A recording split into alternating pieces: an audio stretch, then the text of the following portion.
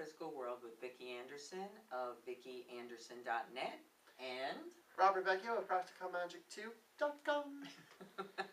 Today we are continuing with the houses of a natal chart. This is a representation of a natural chart, which means that this is where all the signs form in the ecliptic. So it starts in spring and ends in winter. Okay? Well, I actually, not to cut you off, but I do have a question. But you did. I'm sorry. Okay. I'll make sure it happens every episode. Zoe from Wallington emailed us. Oh. She says, "Hi guys, I have a question for you about astrology. Last year, or was it 2010, there was this thing where apparently a new sign was put on the zodiac and apparently shifted all the astrological signs and charts. Is there any truth to this, and or how does it really affect the zodiac?" Thank you, Zoe, for your question. Yes, and if anybody else has questions, please email Robert or me on our websites, and we will get to it in one of the episodes. Yes. You know, maybe 10, 20 years from now. Maybe. Anyway, Zoe, it's a great question. The sign of Fucus is in the center of the universe, and every 26,000 years we see the center of the universe. Some person found this out and thought he made a big discovery. Everybody knows about this sign. It is not on the ecliptic, which is the signs that go around the belt of the world, of the earth. And nobody's sign has changed. And don't worry about it. People were freaking out at first, and they said, well, I like being a Virgo, or I like being a Libra. You're still whatever sign you were. And if you really think about it, nobody's really been talking about it much, because it came, it went, the person had his 15 minutes of fame, and that's the end of that. So it really has nothing to do with astrology. It's just somebody trying to throw a monkey wrench into our belief system, and it didn't work. Yeah, well. Okay? 15 minutes of fame will do it to you. Now this is a chart of a day. This is going to be one of my class assignments, and I did the chart of the day, and I just wanted people to see what all the different colors around are showing all the different areas of the chart. This is a natural chart, and this is a real chart. Okay, this is a natal chart, but actually I did a solar chart for the day, which means solar chart means a chart of the day. Yes. You know, so basically we're just going to talk a little bit about the houses and what they mean, and then I do want to end with the eclipse information, because it's very important. Please do not bite on the eclipse. I cannot stress this enough. Okay, so why don't we start, Robert, with the first house of Aries. What does that represent? That represents you, yourself, and how you are perceived through, how the world perceives you.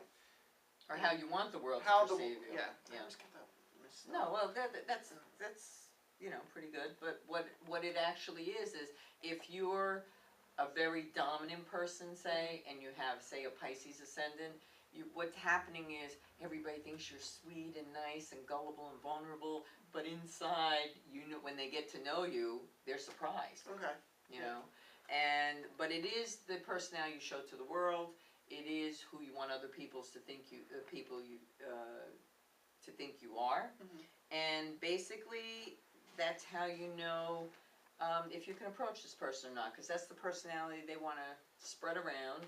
And you know, you have what, Taurus ascendant? I do. Yeah, and I have a Leo ascendant, another Leo. So there you go. So in the first No-win situation. Come on. And so the first house is very important, but it also does represent the kind of childhood you had and your environment when you were young. Okay? And what about the second house? That's ruled by Taurus. Yes, it's all about money and what you do with the money, whether you're a spender or you're a saver. I believe that's... Yeah, it's all about your material assets, your income. Possessions. Possessions, and the potential you have to earn income. So it also describes your values and your priorities with money. You know, so as soon as you get money, do you spend it? Do you want to save for a car? Do you want to save to put a down payment on a house? But or do you give it away? Are you generous? Are you stingy? Yeah. You know, so I know a lot of stingy people. Okay. We're moving right along to the third house, Which is my house. Okay. ruled by Gemini. Gemini, you got it. I know. It's Gemini right here. I know. And the other one's Pisces. Okay. It's short distance traveling within the United States, not over oceans. We'll get to that in a couple minutes. It's family. It's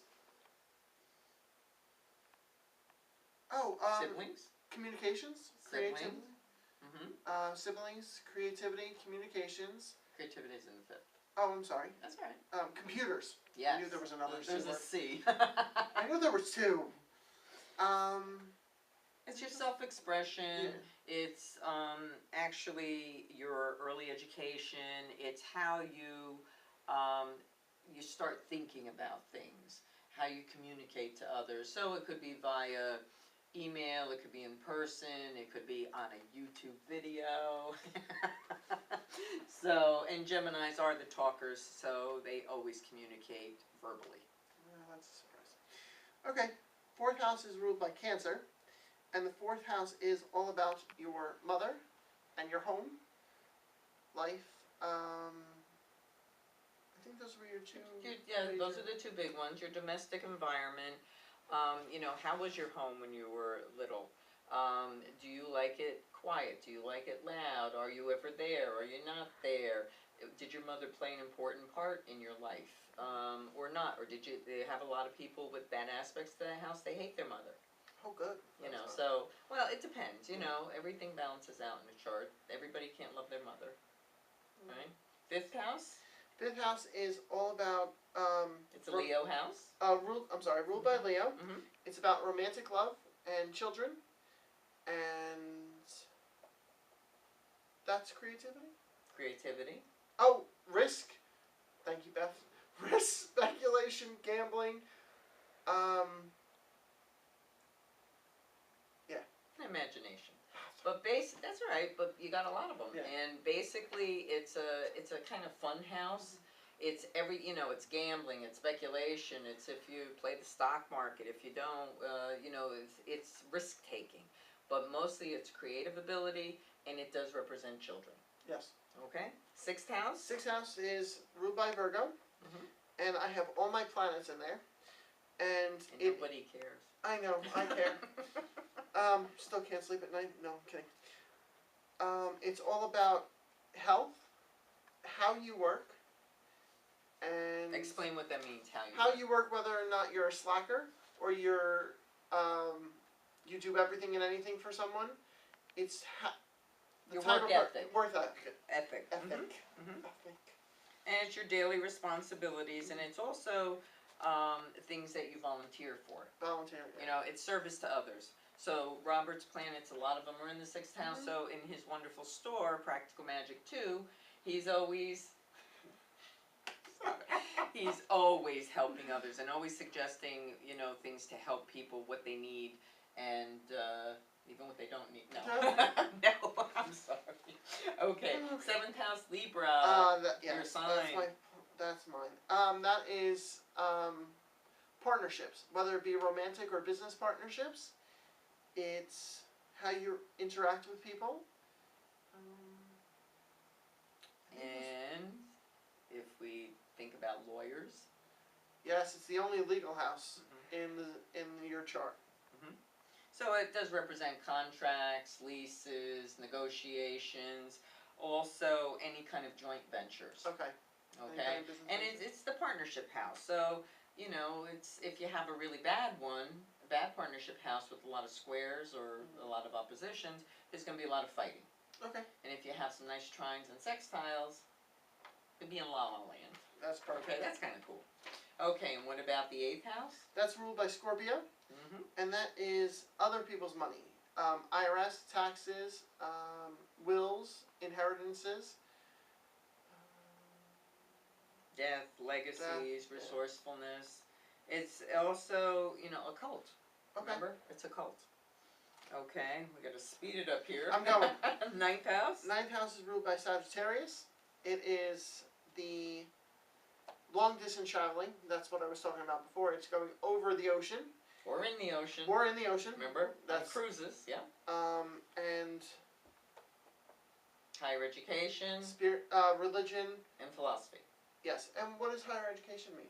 That means, well, you're going to college, a bachelor's degree, master's, or a PhD. But sometimes, depending upon the chart, it could mean lectures, seminars, workshops, training, certification courses. Okay. Okay? Then we're going to 10th, which is ruled Capricorn. by Capricorn. And that is your father and your career. Right. And I think those. And that's your reputation. That's also anything that it's goal oriented. Mm-hmm. So so we always look to the 10th house to see, if that person's going to go far or not. Yeah. Okay, 11th house. This is my favorite house, so I'm going to say this one. Absolutely. It's Aquarius house, and this house is hopes, dreams, and wishes, friends, groups, and associations. It's always fun. It's a good fun house. It's a house where you're talking with people, you're creating, you're just having a lot of chatting about fun things most of the time. But hope, dreams, and wishes are very nice. Yeah. And then your favorite house. Oh, Pisces Pisces. house. It's all about places of incarceration, whether it be jails, mental facilities, hospitals, nursing homes, rehab. It's about spirituality, metaphysics, secrets, things going on behind your back, secret love affairs. So, so that's the zodiac. And all I just wanted to tell you was that the next solar eclipse is November 13th. And the solar eclipses are the only days that you can physically change your life. You ever see, like on New Year's Eve, people always make their, resolutions? Yep. How long do they last? 1 2, day. 3 weeks? I would say an hour. 2, 3 weeks maybe? There's no energy in that. So from midnight to midnight on November 13th, if you want to save, if you want more money, put some money in the bank. If you want to be with friends and family more, go out to dinner, go to the movies, be with them more. Do not pay bills on that day, or what will you be doing? You'll be paying bills all the time. Until the next eclipse, May 10th of 2013. No doctor appointments, no dentist, no procedures. You have a great day. I always recommend to people that they really should put some time in their day for their hobbies, to rest, to read, to watch TV, to be with friends and family, and just do things you want to do, but please, go to work if you work on that day, because most people who don't go to work on that day, you're not working on the eclipse, you get downsized, laid off, or fired. So that's not a really good thing. So, and it's been proven time and time again with people who have challenged me, and then a couple weeks later they said, guess what? And I said, oh, you were right. You're on the unemployment line. So it's really a great time to change something, to look for a new job, send out resumes on the eclipse. If you want to sell your house, talk to a realtor on that day. You're putting your intent of what you want to do for the next 6 months. So the next one is May 10th, and then the one after that is November 4th of 2013. So, let's get some good energy going, and especially it's around the holidays. It should be a fun time. When is it? November 13th. 13th. Okay. So it's a couple weeks before Thanksgiving and about a month and a half. Didn't the one last year happen on Thanksgiving Day? Oh boy. On Thanksgiving. And one last thing. Do not fight with your grandmother. If you do fight with anyone, make up quickly so that you will make up with everybody very quickly. Just, have fun. Play with your pets. Have a really good time. Be optimistic. Be, just enjoy yourself. Because if you're depressed, if you're sick, if you're really crabby on that day, I don't want to be around you.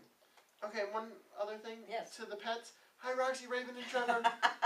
Hi, Brinkley and Sparky. So we have to give them a shout out. So just remember, no matter where you go in life, there you are. At PracticalMagic2.com. And we'll see you soon. Thank you for tuning in.